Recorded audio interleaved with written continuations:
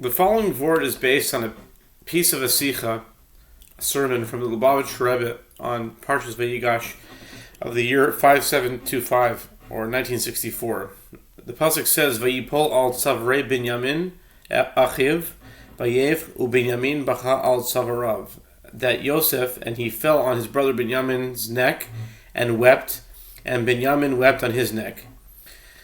On the pasuk, he fell on his neck, Binyamin his brother, and Binyamin wept on his neck. Our sages comment in Megillah 16b that Yosef cried for the two temples, the two Batei Hamikdash, as alluded to in the fact that Tzavarei, translated as neck, is plural. Tzavarei is in the plural form. That would be built in the tribal portion of Binyamin that would be destroyed. And Binyamin wept for the sanctuary of Shiloh that would be built in the tribal portion of Yosef, and it would eventually be destroyed.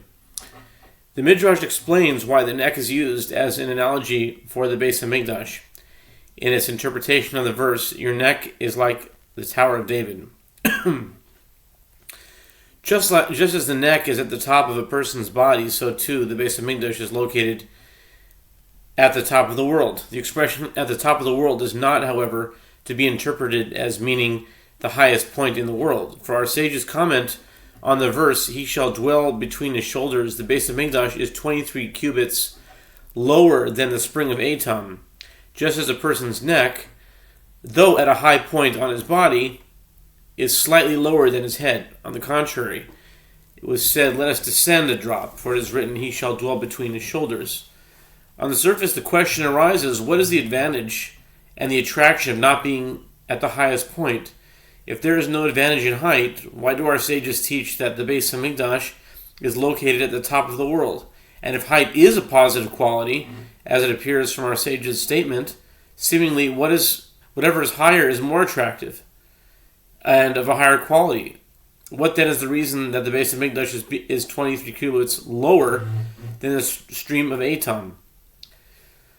Lofty and high ideas are just that, lofty and high. Sometimes, if they are too heady, intellectual, and abstract, it can be hard to relate to. The expression "living in an ivory tower" conveys that idea. If it is just in our head, it may not reach us here on earth. The neck, however, holds the throat, and therefore the vocal cords, and the physical voice.